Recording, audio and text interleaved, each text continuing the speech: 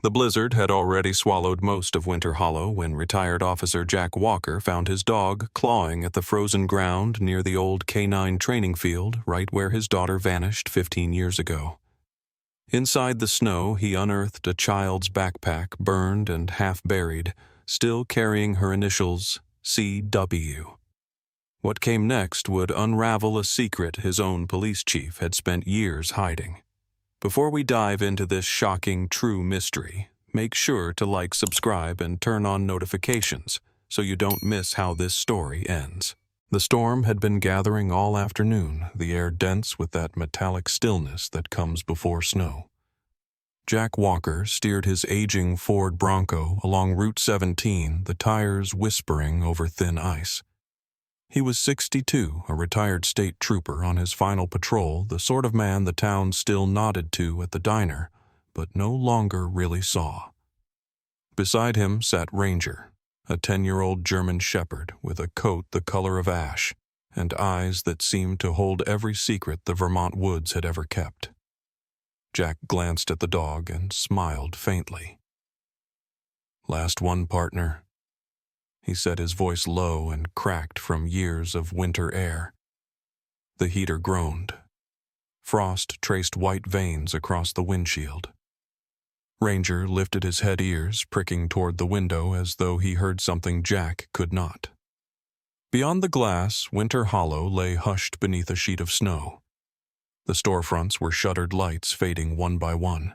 Even the Christmas wreaths along Main Street had turned dull from frost. Jack thought about turning back, about the hot coffee waiting at home, but duty had always been a kind of faith to him, something you practiced long after believing it would change anything. He drove on. At the edge of town, where the pines pressed close and the road narrowed toward the lake, Ranger stirred. His tail stiffened, his nose pressed against the glass, fogging it with anxious breath. "Easy, boy," Jack murmured, easing the truck to the shoulder. He stepped out into air sharp enough to bite. The snow underfoot squeaked like dry sand. Ranger leapt down, joints stiff but determined, and immediately dropped his head to the ground. Jack followed the dog's line of attention and saw a pattern half hidden in powder, small footprints no longer than 4 inches each leading from the guardrail down toward the frozen lake. He crouched, the cold biting through his knees. The prints were fresh edges, crisp, not yet softened by wind. A child's prints, he thought, and felt the pulse in his throat quicken. 16 years of patrol had taught him not to assume the worst, but grief had taught him that the worst required no invitation. Ranger moved ahead, nose sweeping, breath huffing in small clouds. Jack followed, flashlight slicing through the gray. The prints wandered for 20 yards, then straightened, heading across the ice. He stopped where the snow thinned to bare glaze, and the trail ended abruptly as if erased by a hand. He shone the light across the lake, nothing but white emptiness stretching toward the opposite shore. "No way a kid made it far," he whispered. Ranger barked once sharp, then trotted along the shoreline. Jack's chest tightened with that old familiar ache. He knew these woods. He had combed them for weeks after his daughter vanished. Claire had been 7, then blonde hair always escaping its braid, a smile that made forgiveness too easy. He had promised her mother he'd never stop looking, but promises grew heavy with time. Ranger's bark cut through the wind again, lower this time, urgent. Jack turned and saw the dog pawing at a drift near the cattails. He hurried over, kneeling beside him. Something pink peeked through the crusted snow. He brushed the flakes aside with gloved hands until the shape emerged. A child's backpack, faded rose-colored canvas, one strap torn. The sight punched the breath from him. He hesitated, fingers trembling, then unzipped the pocket. Inside lay a handful of mud-stained crayons and a silver chain coiled like a question mark. Jack lifted it into the beam of his light. The charm was a tiny crescent moon etched with 3 small stars. He knew it instantly. He had given it to Claire on her 7th birthday, fastening it around her neck that morning before work. His knees weakened. He pressed a hand against the frozen ground to steady himself. For a long moment he could only stare at the charm turning slowly in the light. The years fell away. The laughter in the kitchen, her voice calling from the porch, the sound of a screen door slamming shut. Claire. He whispered the name, breaking the air like a secret set free. Ranger whined softly, resting his head against Jack's shoulder. The dog's warmth steadied him. Training returned like muscle memory. Evidence first, emotion later.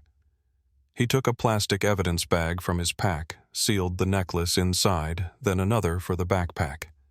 His handwriting on the label looked oddly steady for a man whose heart felt like thin ice. Snow thickened, falling in wide, deliberate flakes. The wind rose, tugging at his coat. Jack looked once more at the small footprints fading into the lake and felt the familiar war between reason and hope. Maybe someone had staged it. Maybe the prints were old. Yet the backpack, the charm, those were too precise, too cruel to be coincidence. Ranger pressed closer, eyes never leaving the lake's pale surface. "Come on, boy," Jack said. "We're heading in." He led the way back to the Bronco, pausing once to look over his shoulder.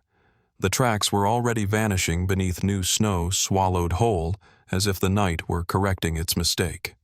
Inside the truck, the heater coughed to life, filling the cab with the smell of wet fur and old metal. Jack placed the sealed evidence on the seat beside him and stared through the windshield at the dark horizon. The storm was closing fast, sky and earth blending into one unbroken gray. He radioed dispatch, keeping his tone even. Unit 12, possible recovered evidence related to prior missing person case. I'll log and report in the morning. The dispatcher's reply crackled with static roads, closing plows pulled in stay safe. He clicked off the mic and sat in silence. Ranger sighed, curling at his feet. Jack ran a hand over the dog's head. "You always find what's lost, don't you?" he murmured. He drove back toward town, wipers scraping, mind racing ahead of the wheels. Each landmark, frozen gas station, dark diner, church steeple, lost in snow, felt like a fragment of another life. By the time he reached the station, his heartbeat had steadied into purpose. He logged the backpack and necklace, noted the coordinates, signed the evidence report himself. The fluorescent light buzzed overhead. The charm glimmered faintly under its glow. For a moment he left it there, unwilling to lock it away. Outside, the wind howled through the alley like something calling his name. He looked once at Ranger waiting by the door, then at the charm shining softly against steel, and knew sleep would not come tonight. He shut off the light, stepped into the blizzard, and let the snow sting his face awake. The past had stirred, and Winter Hollow would not rest until he followed. Morning crept into Winter Hollow behind a curtain of fog. The storm had passed, but the town looked hollowed out. Streets silent under drifts of snow that gleamed faintly blue. Jack Walker sat alone in the records room, a paper cup of cold coffee by his elbow. He hadn't slept since finding the backpack. The evidence locker light blinked red in the corner, a slow heartbeat marking the hours. Ranger lay near the door, breathing softly, ears twitching with every sound in the old building. Jack opened the station database and typed Walker Claire, missing persons, 2009. The cursor blinked. No results. He frowned. Tried again, different variations, different filters. Nothing. He leaned closer to the monitor, eyes narrowing. The case that had defined his life had been erased. Not archived. Not transferred. Gone. He checked every system, state records, backup drives, even old paper indexes. Nothing carried his daughter's name. Her file, her photo, every note he'd written 16 years ago. It was as if she had never existed in police history. A hollow cold spread through him, deeper than the Vermont winter outside. Someone had deleted her. He moved to the metal cabinets that lined the wall, searching the physical folders. The drawers resisted his pull, rusted and heavy, until one came open with a sigh. Inside were cases from the 1990s, brittle paper and fading ink. No Walker. He checked another drawer, empty. He stood motionless, gripping the handle until it creaked. Then he whispered, "They took her twice." Ranger lifted his head, eyes dark and alert. Jack forced a breath, steadied his voice. All right, boy. We start over. He returned to the evidence locker and opened the sealed bag containing the pink backpack. Under the harsh fluorescent light, the canvas looked older, the color almost gray. He turned it over, inspecting seams and zippers for manufacturer marks. One glint of metal caught his eye. On the zipper pull, faintly engraved, were 3 characters, K9U3. He froze. His old unit. The Vermont State K9 Division Unit 3 disbanded after the training explosion of 2009. The accident had ended his career and left 2 handlers dead, 5 dogs lost. The reports had called it a freak gas leak. Jack had never believed that.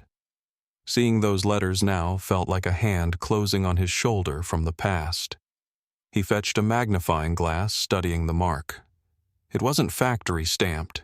It was etched by hand the way handlers labeled shared gear. He'd used that same engraving pen himself. That meant the backpack had once belonged to the unit, or to someone connected to it. But how had it reached Claire? She was 7. She had never even visited the training site, unless someone from the unit had known her. Jack's pulse quickened. He sealed the evidence back up and logged a note in his own handwriting. Connection K9U3, verify personnel roster. He crossed the hall to the personnel files. The binder was thick pages yellowing. The last entry for K9U3 ended with a red stamp, unit disbanded. Incident 09-1809. No summary, no follow-up. Beneath it, the oversight signature read, Sheriff Alan Pierce. Jack's jaw tightened. Pierce, his old commanding officer, now served as Winter Hollow's sheriff. They had once been friends, but after the fire, Pierce had transferred and shut down all discussion of the case. Jack stared at the signature until it blurred. The storm outside pressed against the windows like static. He turned back to Ranger, who had risen tail low watching him. You remember that night, Jack said quietly. The smoke, the sirens. The dog tilted his head, a soft whine in his throat. Jack could almost hear the screams again, the sound of kennels collapsing, the acrid scent of burnt rubber. He had saved one pup that night, a shepherd barely old enough to stand. He remembered its eyes wide and frightened. For years he'd wondered what became of it. Now a terrible possibility crept through his mind. Ranger had the same amber eyes. Could it be? He shook the thought away, unwilling to follow it yet. Jack snapped the binder shut and walked to the exit.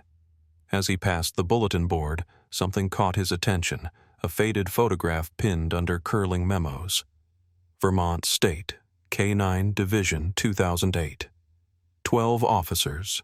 Their dogs lined neatly beside them, summer sunlight flashing on their badges. There he was, younger, stronger, standing near the center. Sheriff Pierce beside him.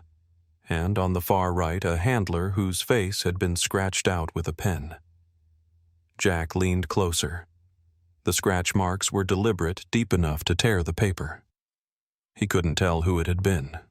The caption below read, For those who serve and protect loyalty above all. He stared at the photo for a long time before pulling it free and folding it into his coat pocket. Outside, daylight filtered through gray clouds. The streets glistened with meltwater, the air thick with the smell of thawing snow. Jack climbed into his Bronco Ranger, following close behind. He started the engine and sat there, letting the heater fight the cold. The backpack's engraving replayed in his mind, K9U3. The unit had been buried with the label training accident, but now it reached from the grave, dragging his daughter's name with it. Maybe the two tragedies weren't separate. Maybe they were the same. He pulled out of the parking lot, snow crunching under the tires, and steered toward the highway leading north where the ruins of the old training compound still stood beyond the woods. As he drove, Ranger leaned forward, nose to the cracked window tail flicking in that nervous rhythm Jack had learned meant anticipation. Yeah, Jack murmured. We're going back. The words sounded like a vow. The Bronco climbed the ridge road, the forest closing around them, trees black against white. The town vanished behind, swallowed by mist. Ahead lay the past he thought he'd buried waiting beneath the snow. The road to the old K9 compound wound through miles of frozen forest, its cracked pavement shining faintly under a weak sun.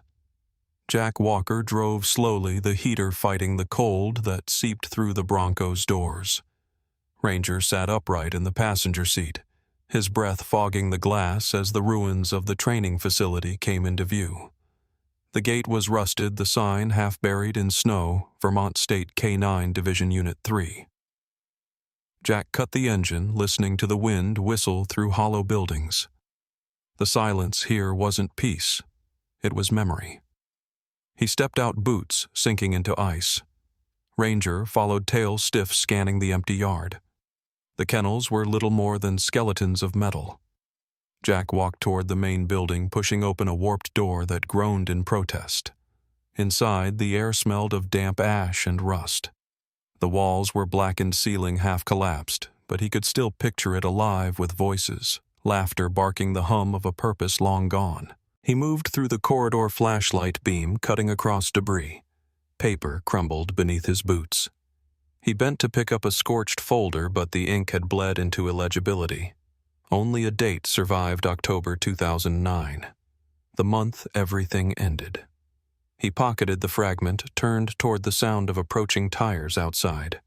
A car door shut. He froze, hand instinctively going to his side where his gun used to be. Ranger barked once, low and sharp. Then came a voice, calm, young female. Mr. Walker. Jack Walker. Jack stepped outside, shielding his eyes from the snow glare. A woman approached, bundled in a gray coat, camera around her neck. Her cheeks were flushed from the cold, her breath steady.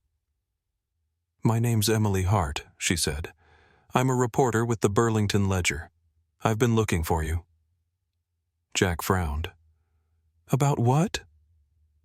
"About your daughter," Emily replied softly. "And the others." Her words struck something deep. "Others?" he asked. She nodded.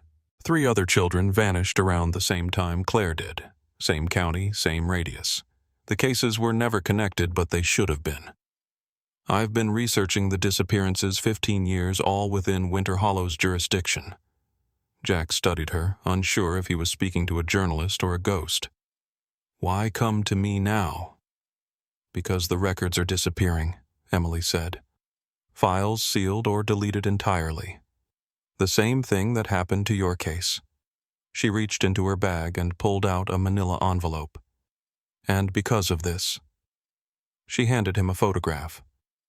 Jack hesitated before taking it.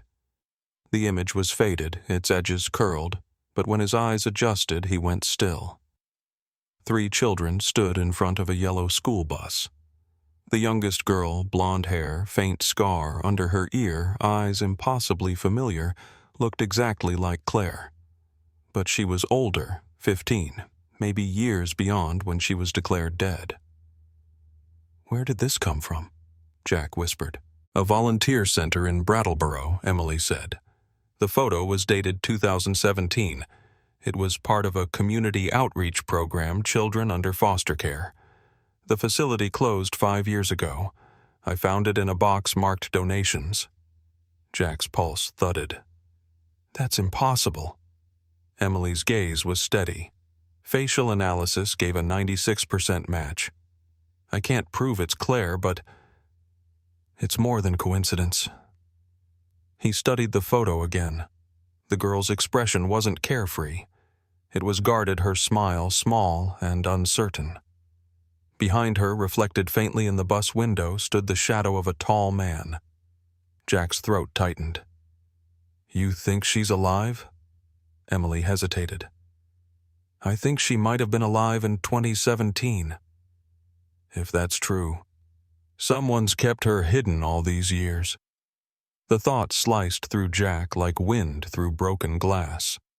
16 years of grief and now hope, dangerous and fragile.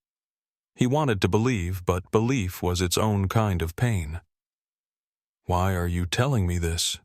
he asked quietly. "Because you were part of Unit 3, Emily said. "Because that fire happened the same month the disappearances began. I think they're connected. and I think someone made sure those records vanished." Ranger had been watching her closely, ears pricked forward. When Emily knelt to show him the photo, the dog sniffed it and whined softly, tail brushing the snow. Jack felt his chest tighten. "He recognizes her," Emily whispered. "Doesn't he?" Jack didn't answer.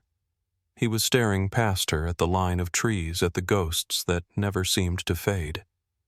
"You're chasing a dangerous story," he said finally.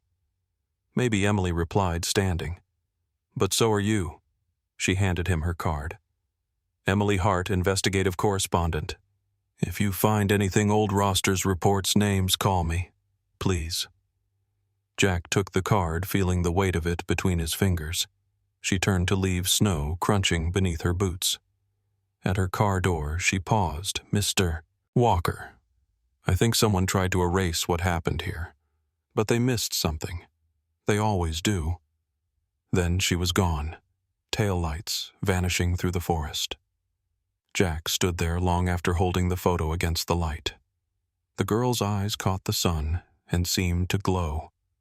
"Claire," he whispered, his voice breaking in the cold air. Ranger pressed against his leg, silent and steady. For the first time in years, Jack didn't feel numb. He felt fear and hope in equal measure. He looked toward the burnt building where snow drifted through the roof like falling ash. "We're not done yet," he murmured. Ranger's tail moved once, as if in agreement. The morning after Emily left, Jack sat at his kitchen table, the photograph spread before him like a wound that refused to close. The girl's eyes seemed to follow him in the dim light, and every time he looked away he saw her again, older, but unmistakably Claire. Ranger rested by the door, restless, his ears twitching toward the woods beyond the window. The snow outside had turned to ice, hard and sharp as glass. Jack poured himself another cup of coffee but couldn't drink it. His hands wouldn't stop shaking. He wanted to believe the photo was real, but belief meant reopening every scar he'd spent 16 years trying to numb.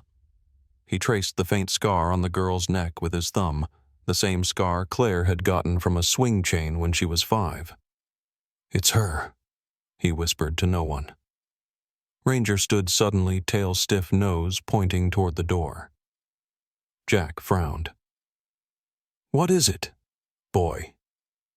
Ranger barked, once short and deliberate, then again pacing toward the porch. Jack grabbed his coat, heart already thudding. "All right, let's go." The forest greeted them in brittle silence, branches heavy with frost. Ranger moved quickly, his steps, sure head low to the ground. Jack followed, his breath white in the cold air. They crossed the ridge and followed an overgrown trail barely visible under the snow. The dog's behavior was different, focused, urgent, as if he were tracking something long familiar.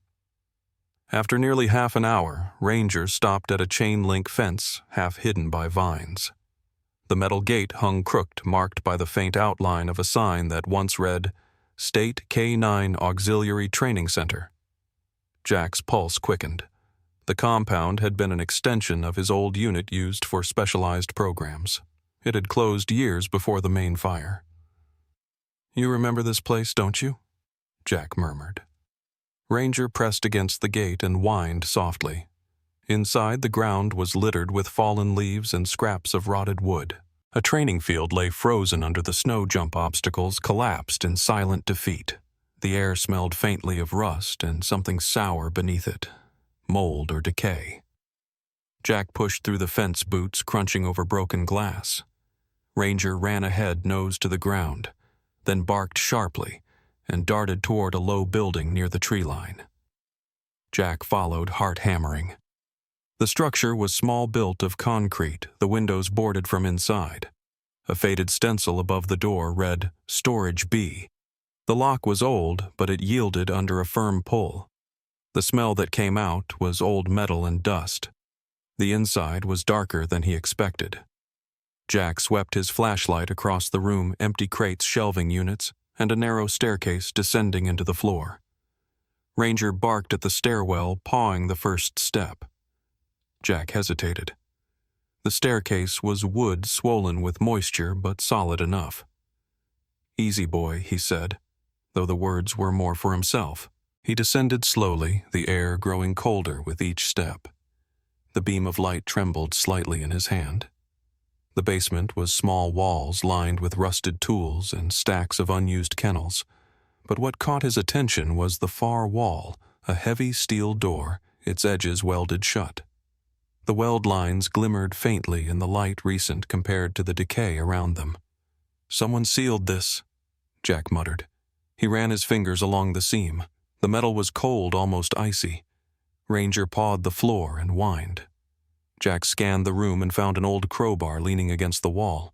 He wedged it into the gap where the welds were weakest and began to pry. The screech of metal against metal echoed through the basement, a sound too loud for the small space. Sweat gathered on his neck despite the cold. After several minutes, a section of the weld cracked. Ranger barked once, sharply. Jack hit the door again. Another weld gave way. Finally, with a groan that sounded almost human, the door shifted inward. A stale breath of air poured out thick with dust and something faintly sweet like dried flowers. Jack coughed, covering his mouth, then raised the light. The room beyond was smaller than he expected, no more than 10 feet wide. The walls were made of poured concrete, painted once, but now flaking away. In the center stood a small metal bed, the kind used in children's hospitals, its frame rusted but intact. A thin blanket still lay folded at the foot. Beside it was a shelf with old books, their pages yellowed and curling. And on the far wall, carved into the concrete by small, uneven hands, were names, dozens of them scratched deep enough to last. Jack stepped closer, heart pounding. He traced each with the beam of light: Amy Daniel, Lily Claire W. His breath caught. The letters were shaky but clear. "Claire W.," he whispered. The flashlight trembled in his grip. Ranger stood beside him, silent now, as if the air itself commanded quiet. Jack's knees weakened. He reached out, touching the carved name. The grooves were deep, each stroke deliberate, as though the child who made them wanted desperately to be remembered. He leaned against the wall, his breath uneven. "She was here," he said softly. God, she was here. A sound escaped him, something between a sob and a sigh. He turned to Ranger, who sat unmoving, ears lowered. "You found her, didn't you?" The dog's gaze was steady, sorrowful, as if he too understood. On the floor near the bed, Jack noticed a small wooden box half buried under dust. He opened it gently. Inside were trinkets, a broken hair clip, a worn ribbon, and a paper folded so many times it was soft as cloth. He unfolded it slowly. In a child's handwriting were the words, "If Daddy finds this, I'm still waiting." Jack's vision blurred. He sank onto the floor, the paper trembling in his hands. 16 years of searching, and she had been right here, locked beneath the place he once called safe. He looked again at the names on the wall, children he'd never known, maybe the others Emily spoke of. Each one was a story that had ended in this dark room. He turned off the flashlight, standing in the half-light filtering through a vent above. Snowflakes drifted down, melting on the floor. Jack whispered into the cold air, "I'm here now, Claire." Ranger leaned his head against Jack's arm. The silence felt wholly heavy with memory. Snow began to fall again by the time Jack left the forest. The discovery beneath the old compound clung to him like frost, heavy and unrelenting. Claire's name, etched into the concrete, replayed in his mind every few seconds, each repetition cutting deeper. Ranger lay quietly in the passenger seat, muzzle dusted with snow, as if he too carried the weight of what they had found. When Jack reached the station, daylight had faded into the dull glow of street lamps. He parked beside the side entrance and sat still for a long moment before stepping out. The warmth of the building hit him like a memory he didn't trust. Inside, the lights were dim, the hum of the old heater filling the silence. Sheriff Alan Pierce stood by the coffee machine, coat still on, looking tired but composed. He turned when Jack entered, surprise flickering before his face settled into calm professionalism. "Walker," he said, "you look like you've seen a ghost." Jack held his gaze. "Maybe I have." He set the paper bag on the table, the one containing the note and the small wooden box from the basement. "We found something at the auxiliary site. You need to see it." Pierce frowned slightly but gestured for Jack to continue. Jack explained everything: the sealed door, the child's bed, the carved names. He kept his voice steady, but each detail made Pierce's expression tighten. When Jack placed the note on the table, the sheriff stared at it for a long time without touching it. "We should reopen the case," Jack said. "We can pull old rosters, check who had access to that site. Someone used it after the closure." "Claire was there, Alan." Pierce exhaled slowly, rubbing his temple. "Jack, listen to me. That facility's been condemned for over a decade. The state already reviewed it after the explosion. You don't know when those carvings were made or by whom. It's circumstantial." Jack leaned forward, voice low. "That was her handwriting, Alan. You know it as well as I do." Pierce's tone hardened. "I'm not questioning what you believe, but without proper chain of evidence, we can't proceed." "Not officially." Jack stared at him, disbelief giving way to something colder. "You're shutting it down, I'm saying. Let's not stir up ghosts."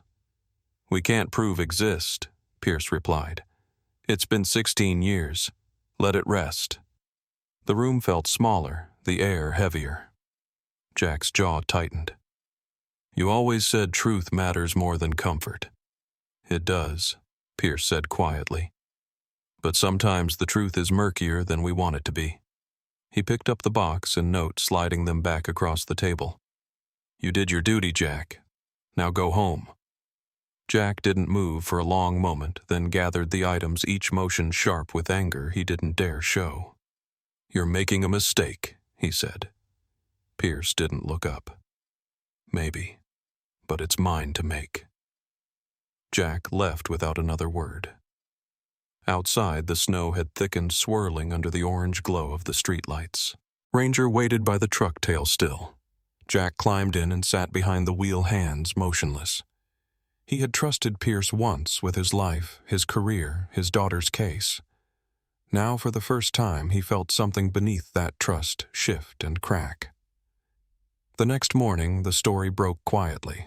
Emily Hart stood at the edge of the frozen lake near her motel breath, misting in the cold air, phone pressed to her ear. "You were right," she told Jack. "Pierce is shutting it down." Her voice carried both anger and disbelief. He told the local desk it was a decades-old misunderstanding. Jack's voice through the line was tired, resigned. "He doesn't want the attention. Or he doesn't want the truth," Emily said. She kicked at the ice with her boot, the sound sharp and final. "Jack, I'm not letting it go." That night, Emily sat in her room, surrounded by documents and photographs, the walls plastered with maps and names. Her laptop glowed dimly, casting blue light across her face. She'd spent hours combing through public record requests, scanning old state archives. Most of the files she wanted were sealed, labeled sensitive. But there was one lead, an audio archive from 2010, part of a series of routine communications between the county sheriff's office and the Department of Child Services. She requested access, expecting nothing. Minutes later, a forgotten link appeared in her inbox. It was an audio clip 2 minutes and 43 seconds long. The metadata showed the recording date March 15, 2010. The caller ID listed Sheriff Alan Pierce. Emily's hand trembled as she pressed play. The audio crackled, old and grainy. A man's voice came through, first calm but urgent. "It's done. The child's been transferred. Keep the paperwork sealed until I say otherwise." A pause. Then another voice. Pierce's unmistakable. "Walker can't know. Not yet." The first man asked, "You think he'll stop looking?" Pierce's reply came after a beat of silence. "He has to. If he finds out, everything falls apart." The recording ended abruptly, leaving only static. Emily stared at the screen, the words echoing in her head. The child's been transferred. Walker can't know. Her pulse quickened. Claire hadn't died. She had been transferred. But where? And by whom? She saved the file, encrypting it twice, then called Jack immediately. No answer. She left a message, her voice low and urgent. "Jack, it's Emily. I found something. You need to hear this. Don't trust Pierce. I'll explain when I see you. Just be careful." Outside, wind rattled the window pane, carrying the faint sound of snow against glass. Emily glanced toward the parking lot. A dark sedan sat across from her room engine, off headlights dim. She couldn't see the driver, but she felt the weight of being watched. She closed her laptop slowly, heart pounding. Somewhere in that silence, she realized the story had crossed a line. It was no longer about uncovering the past. Someone alive was still protecting it. Rain fell steady over Winter Hollow the next morning, turning the snow into a gray slush that streaked down the windshield as Jack drove through town. Emily's message echoed in his mind like a siren he couldn't silence. Don't trust Pierce. The child's been transferred. Every word gnawed at him. He hadn't slept, replaying the sound of the sheriff's calm voice from Emily's description of the recording. Ranger sat quietly beside him, head tilted as if sensing the unease. Jack didn't know where to start, but one name kept rising through the noise of memory: Dr. Susan Miller. She had been the veterinarian for K9 Unit 3, part of every deployment, every field test, and one of the few who had keys to the old compound. They hadn't spoken since the fire. He turned onto a side road and followed it to a small brick building near the edge of town. The sign read, Miller Veterinary Clinic. Inside, the air smelled faintly of disinfectant and hay. The receptionist recognized him immediately and guided him to the back where Susan was wrapping a bandage around a retriever's leg. She looked up, surprise flickering across her face before giving way to something more fragile. "Jack Walker," she said softly. 16 years. He nodded, removing his hat. "Too long," he replied. "We need to talk." She finished her work in silence, washed her hands, and led him into her office. The walls were covered in photos of dogs she'd treated over the years. One picture stopped him cold, a young German Shepherd pup and a blonde-haired girl smiling at the camera. The sight hit like a hammer. "Where did you get that?" he asked. Susan followed his gaze, color draining from her face. "That was taken here," she said quietly. "In 2009. "Who's the girl, Jack?" she murmured. "Please sit down." She opened a drawer and pulled out a thin folder labeled K9 Human Bond Project.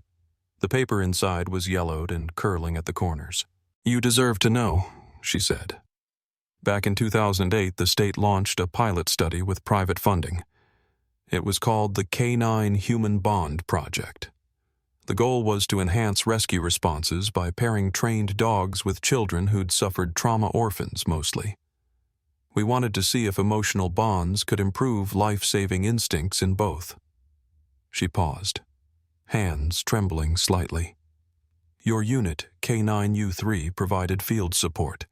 You weren't told because it was under a separate authorization classified. I was part of it as the supervising veterinarian." Jack stared, his heartbeat slowing to a heavy thud. "Are you saying there were children in that facility?" "Yes," Susan whispered. "And one of them was Claire." The words hollowed the air. "That's impossible," Jack said, but she shook her head. "She wasn't an orphan, no. But she loved the dogs, remember? She'd visit with you during training. Someone, Pierce, I think, suggested she could join as a control subject to observe natural bonding. She was exceptional, Jack. The dogs responded to her like she was one of them." His throat tightened. "You used my daughter in an experiment." "Not used," Susan said quickly. She volunteered Jack. She adored those animals, especially one Ranger. The name stopped him. "Ranger." "Yes," she said. "The same one you have now." He was the pup she spent every day with. They were inseparable. Jack's hands shook. How did she end up in that basement? Susan looked down, voice trembling. The fire wasn't an accident. One of the generators overheated. The kennels locked automatically when the system failed. We evacuated the children, but Claire slipped back inside. She wouldn't leave without Ranger. I chased her, but the smoke was everywhere. She opened his cage and pushed him toward the exit. The roof came down moments later. When the fire was out, we found Ranger outside, badly burned, but no trace of Claire. They said she was lost in the blaze. She covered her mouth, eyes glassy with regret. Pierce ordered us to keep quiet. He said the files were sealed. The project was shut down the next week. Jack turned away, gripping the back of a chair until his knuckles went white. He knew all along, he said. He knew she was there. He signed the authorization, Susan said. After the fire, he arranged for all documentation to be moved off-site. I didn't realize Claire's records were under her first name only until years later. Rain hammered the window harder. Ranger stood near the door, watching her intently, tail still. She knelt beside him, tears spilling freely now. "You remember her, don't you?" she whispered. The dog pressed his head into her palm, a low sound rising from his chest, half grief, half recognition. Jack's voice was quiet but steady. "So Claire saved him?" Susan nodded. "Yes. She went back for him when no one else could. That's why he survived." Jack sat heavily, the world spinning. And all this time he murmured, "He's been looking for her." "I think he's been looking for both of you," Susan said softly. "You rescued him again years later. He must have remembered you, her scent, your voice. That bond was stronger than we ever understood." She handed him the old folder. There were only 5 children in the program. 3 confirmed alive. 1 lost. 1 transferred. Jack's head snapped up. Transferred.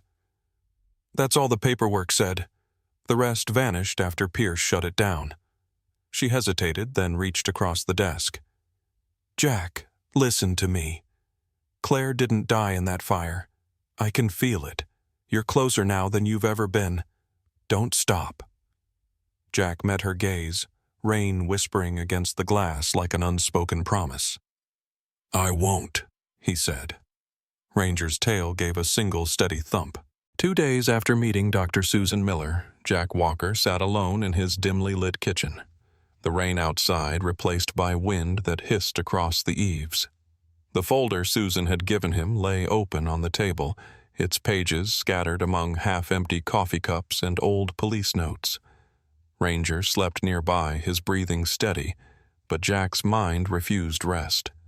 Each sentence Susan had spoken replayed in fragments. She saved him. She was part of it. She didn't die. The truth pressed down like a weight he couldn't shift. He reached for the small evidence bag containing the pink backpack, now carefully sealed again. The chain, the cloth, the faint trace of ash, all of it still carried the ghost of that night. Jack had one last favor to call in. He dialed a number from memory. "Forensics, Vermont State." A man's voice answered.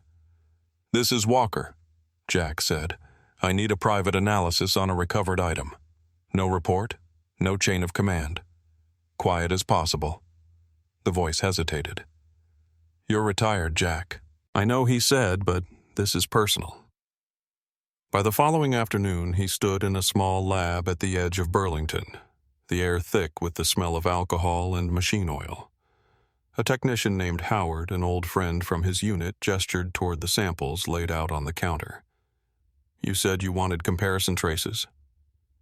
"Yeah," Jack replied, setting down a swab sealed from Ranger's fur. "Check for mitochondrial DNA. See if there's a match between him and whatever residues left on that bag." Howard raised an eyebrow. "Dog DNA." "Just do it," Jack said quietly.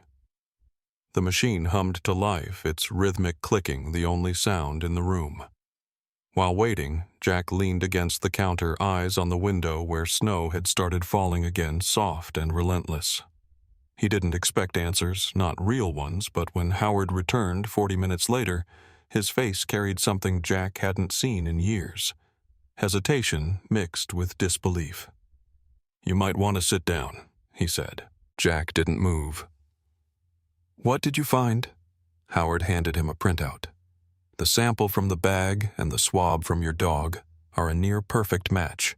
The trace proteins indicate proximity within hours, maybe minutes. Whatever was inside that backpack was in direct contact with Ranger the night of the fire." Jack felt the room tilt slightly. So he was there, with her. More than that, Howard said. The organic residue from the bag includes hemoglobin markers consistent with human blood female juvenile at the time. I can't confirm identity without official samples, but based on degradation patterns, it's been about 16 years. Jack's throat tightened. "Claire." He thanked Howard, took the report, and left. Outside, the wind had picked up, cutting through his coat. He leaned against the truck, eyes closed, the truth sinking in. Ranger had been with Claire that night, just as Susan said. She saved him. She survived long enough to leave her mark on the world one last time, or maybe not the last. Meanwhile, Emily Hart sat in her motel room surrounded by scattered papers and the dim glow of her laptop. She had been tracing every lead connected to the fire, the hospital logs, the transfers Pierce's office might have signed. Her fingers ached from typing, her eyes burning from sleeplessness. But she finally found something in the state's archived health records, a notation buried under incomplete entries. "Female unidentified, admitted October 22, 2009. Severe burns, memory loss. Registered under surname Walker." Emily's breath caught. She clicked for the authorizing signature. "Approved by Sheriff Alan Pierce." Her pulse quickened. The document listed no first name, no discharge summary, only a transfer note to a private rehabilitation facility later dissolved. He knew, Emily whispered. "He's known all along." She printed the record and grabbed her phone, dialing Jack's number. He answered on the second ring, his voice raw. "Walker." "It's me," she said quickly. "I found something. There was a hospital admission right after the fire. A girl unidentified, badly burned. The last name listed was yours, and Pierce signed the intake authorization." Silence filled the line. When Jack asked, "October 22nd, 2009, the morning after the explosion." She could hear his breath slow on the other end, the sound of disbelief giving way to something sharper. "Where Brattleboro Memorial then transferred to a private facility. The paperwork says she was moved out within 2 weeks. After that, nothing. It's like she vanished again." Jack's grip tightened around the phone. "You're sure about the signature?" "Positive. It's his handwriting. I cross-checked with county records." Emily hesitated. "Jack, if she survived, if he helped hide her, we're talking about something bigger than negligence. He buried the truth." Jack's voice turned quiet, almost detached. "He buried my daughter."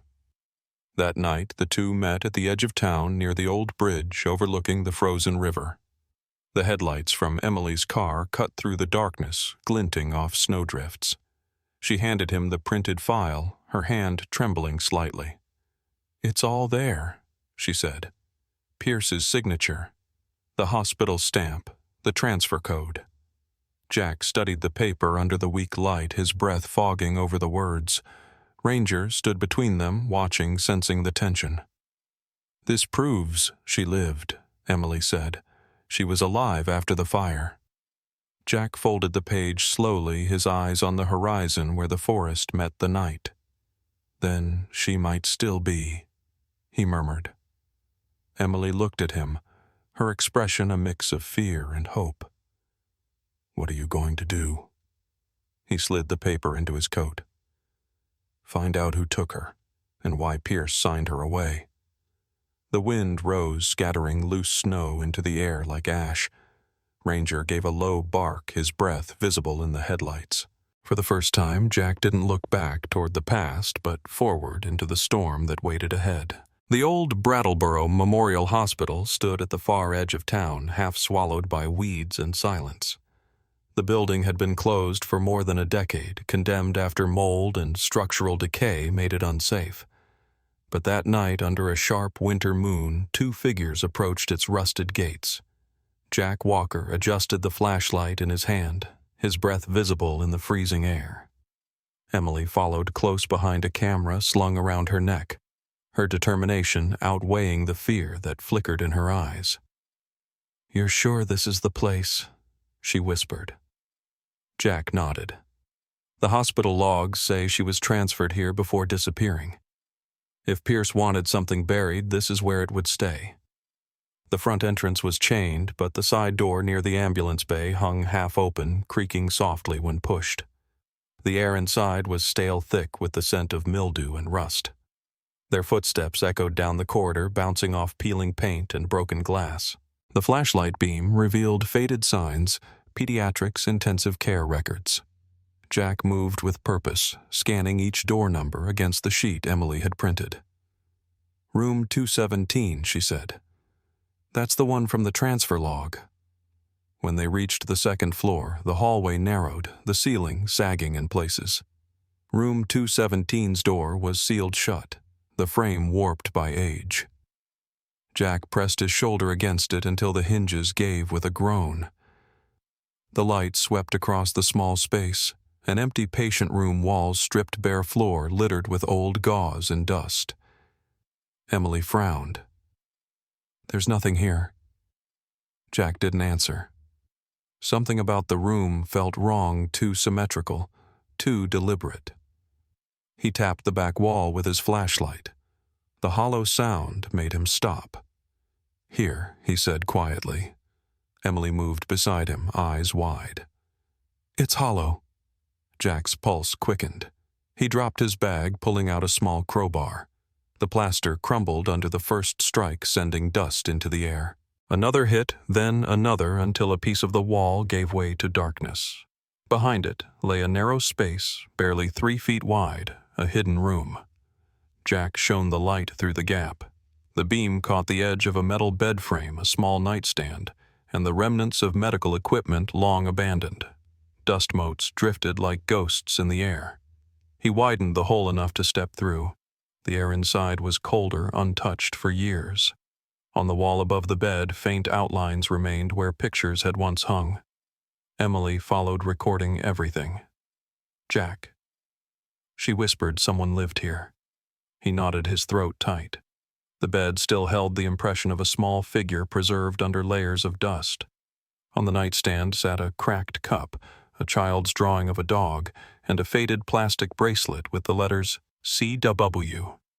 Jack reached for it with trembling fingers. "Claire Walker," he said. Emily's voice was barely audible. "They hid her here." Jack turned toward the far corner where a metal cabinet stood, its doors slightly ajar. Inside were scattered files, sealed envelopes, and a small wooden box marked personal. He opened it slowly. Inside were Polaroid photographs. Their colors faded but still visible. His breath caught. The first photo showed a girl, thin, bandaged hair, uneven from burns but alive. Her eyes were familiar, bright and fragile. Beside her sat a young German shepherd with a shaved patch on its side. "Ranger." The image trembled in Jack's hands. Emily stepped closer.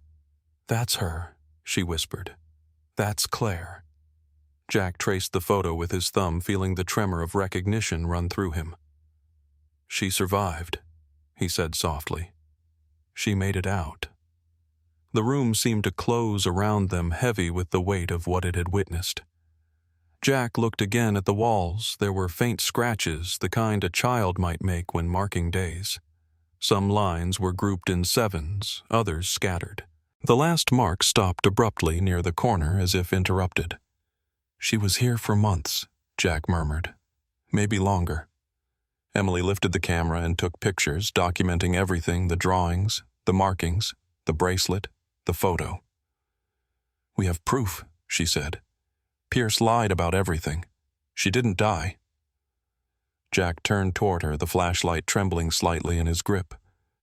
"Then where did she go after this?" Before Emily could answer, Ranger growled low from the hallway outside. Jack froze. The sound was distant but deliberate, a creak of floorboards slow and heavy. Someone else was in the building. Emily's eyes darted to the door. "Jack," she whispered. He motioned for silence, stepping toward the hole they'd made in the wall. The corridor beyond was empty shadows stretching long in the flashlight's beam. "We need to move," Jack said. They gathered what they could, the photos, the bracelet, the box, and slipped back into the hall. The sound came again, closer. This time the soft rhythm of boots on tile. Jack's hand instinctively went to his holster, though he carried no weapon now. Ranger's body was tense, ears pointed ready. They made their way toward the stairwell light, flickering as they passed. At the landing, Jack paused, turning for one last look at the hallway they'd left behind. For a brief moment, he thought he saw movement, a shadow near room 217, tall and still as if watching. But when he blinked, it was gone. They exited into the cold night breath, coming in short bursts. Emily leaned against the car, her hands shaking. "We found her, Jack," she said. "We found proof she lived." Jack held up the photo, the edges trembling in the wind. "Alive," he said quietly, his voice filled with something between grief and wonder. She was alive. The sheriff's office was quiet that morning, unnaturally so, as if the building itself held its breath. Jack Walker sat at the metal table inside the small interrogation room. His hands folded the photograph of Claire and Ranger lying between them. Across from him sat Sheriff Alan Pierce, his face older than Jack remembered, lined with exhaustion rather than authority. Emily Hart stood near the door, her recorder running silently in her coat pocket. Ranger lay outside the glass window watching through the reflection, a silent sentinel waiting for the truth. Jack's voice broke the stillness first. "You were there when the fire happened," he said. "You signed the hospital intake form. You knew my daughter survived." Pierce didn't answer immediately. His fingers drummed once on the table, then stopped. "You think you want the truth, Jack," he said slowly, "but the truth can ruin what's left of both of us." Jack leaned forward. "You already ruined it. Now tell me why." Pierce looked at him, eyes tired, then reached into his pocket and placed an old badge on the table. The brass was tarnished, the emblem almost worn away. "Do you remember this project?" he asked quietly. "K9. Human bond." Jack froze. Pierce continued. "It wasn't just a training experiment, it was a government-funded psychological study. My idea, my responsibility. We wanted to create a new kind of rescue team. Children and service dogs paired from an early age trained to share instinctive empathy. Imagine-it teams who could react before a cry for help was even made. It worked at first. Your daughter and Ranger were proof of that." His gaze fell to the photograph. But then came the fire. Jack's hands tightened into fists. "You used children like tools."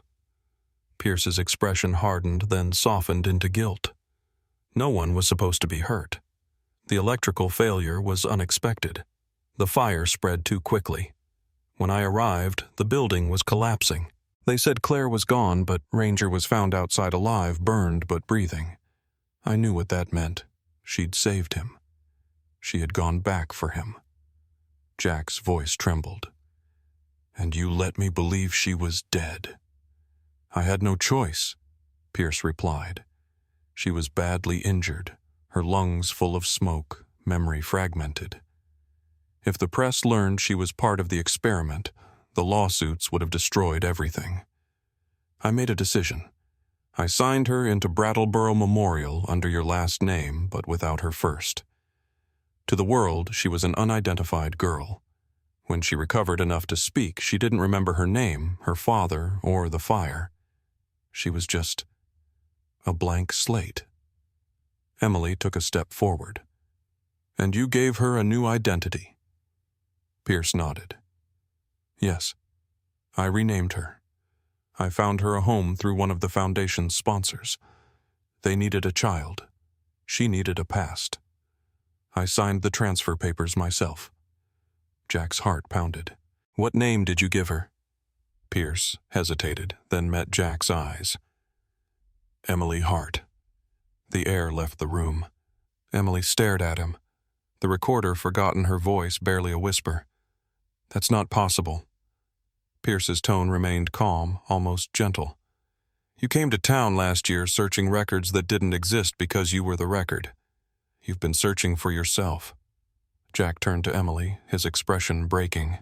No, he said, though the denial came out as a whisper. Emily's breathing quickened. You're saying I'm Claire Walker? Pierce nodded slowly. You are. You were found near the wreckage with burns on your arms and smoke damage in your lungs. You didn't remember your name. The state needed to place you somewhere safe, and I couldn't bear to send you into the system. I changed the documents, arranged your adoption.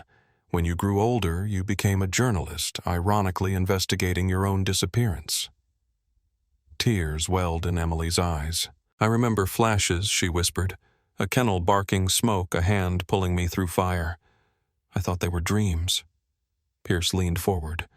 They weren't dreams, Claire. They were your memories trying to surface. Jack sat back, staring between the two of them. The weight of 15 years of grief pressed down, and yet before him life stood renewed. All these years, he said hoarsely, you let me believe she died. Pierce lowered his head. I was ordered to bury the truth. The government threatened to shut down our county if I spoke. I told myself I was protecting her. Jack's voice hardened. You weren't protecting her. You were protecting yourself. Pierce didn't argue. Maybe. But she lived. She grew. You both found each other again. Silence stretched long and heavy. Emily turned toward Jack, tears shining in her eyes. I didn't know, she said softly. I didn't know who I was. Jack reached out his hand, trembling as it brushed hers. You don't have to remember everything, he whispered. You're here now. That's all that matters. Pierce stood, his voice faint. You can hate me, both of you, but at least you know the truth. Jack rose, staring into the man's weary face. The truth doesn't erase what you did. It just makes it harder to forgive. Outside the window, snow began to fall again, soft and relentless, blanketing the parking lot in white. Ranger stirred, pressing his paw to the glass as if sensing the shift inside. Emily's gaze followed the motion, then turned back to Jack. The lines of loss between them began to blur, replaced by something fragile but living recognition. Pierce's voice was barely audible as he spoke one last time. Take her home, Jack. She's earned her peace. You both have. Jack opened the door, letting the cold air rush in. Ranger wagged his tail, once eyes fixed on Emily. She knelt beside him, tears spilling freely, and for a moment a memory surfaced, her small arms around a German shepherd's neck, a child's voice whispering through smoke. Hold on, Ranger. I'm not leaving you. The echo of it trembled between them as Jack looked toward Pierce. You buried the truth, he said quietly, but the truth found its way back. The world outside was buried in snow when the DNA results arrived. Jack Walker sat at the table by the window, hands clasped around a mug gone cold, staring at the winter light bending through the glass. Emily sat opposite him, silent eyes fixed on the sealed envelope. The sound of wind pressed against the house, low and constant, as if the storm was waiting for its cue. Ranger lay near the door, old but alert, his head resting on his paws. Jack reached for the envelope, tore it open carefully, and unfolded the single page inside. The words blurred for a moment before they settled into clarity. Subject A. Emily Hart. Match confirmed, 99.97% with DNA sample, Claire Walker. His breath caught, and when he looked up, Emily already knew. No words passed between them, just understanding raw and wordless. Jack's voice was unsteady when it came. You're home, Claire. The name hung in the air, fragile and sacred. Emily blinked hard, her eyes glistening. "I don't remember everything," she whispered. "Then I'll tell you," Jack said softly. "Every piece." They spent hours talking the storm building outside as memory filled the quiet space. Jack spoke of the old training days, of Claire's laughter when she hid dog treats in his boots, of how she'd named Ranger herself after watching him circle the fields like a soldier on patrol. He told her about the night of the fire, the panic, the smoke, the endless search that had never ended. As he spoke, Emily's breathing changed slower at first, then shallow eyes distant. Images began to flicker through her mind. A kennel door creaking, heat rising from the floor, the sharp bark of a frightened dog, and her own voice, small and determined, shouting, "Come on, boy, run!" She pressed a hand to her temple, trembling. "I can see it," she whispered. "The fire, the light." "You calling my name?" Jack reached across the table and took her hand. "You found him," he said. "You saved him." Tears slid down Emily's cheeks. "And he found me again," she murmured, glancing toward Ranger. The dog lifted his head at the sound of her voice, tail brushing softly against the floor. Outside, the wind howled louder, rattling the window panes. Jack stood and looked through the glass snow sweeping across the valley like a white tide. "The weather's turning fast," he said. "We'll need to secure the windows." They moved through the small cabin together, sealing doors and lighting candles as the storm deepened. The power flickered twice before dying completely. Only the glow of firelight remained, casting long shadows that danced across the walls. Hours passed. The storm turned violent, tearing at the roof, shaking the old frame. Jack guided Emily toward the inner hallway. "Stay here," he said. "I'll check the outer beam." She grabbed his arm. "Not without me." He smiled faintly. "You've always been stubborn."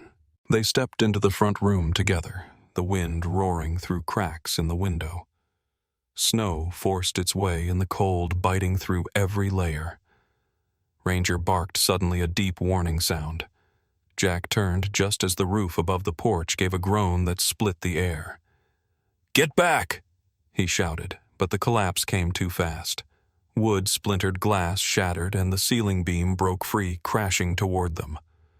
Jack pushed Emily aside, but debris blocked her escape.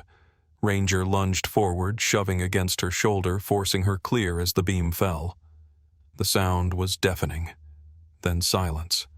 When Emily opened her eyes, she was on the floor, half covered in dust and snow.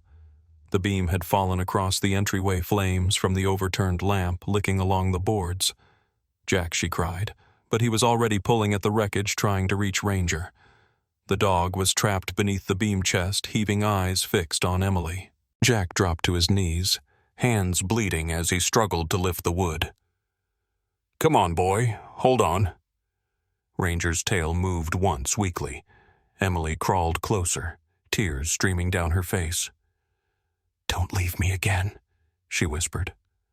The dog made a small sound, low and familiar, and in that moment memory rushed back like a tide, the night of the fire, the smell of smoke. Her child's voice promising, "I'll come back for you."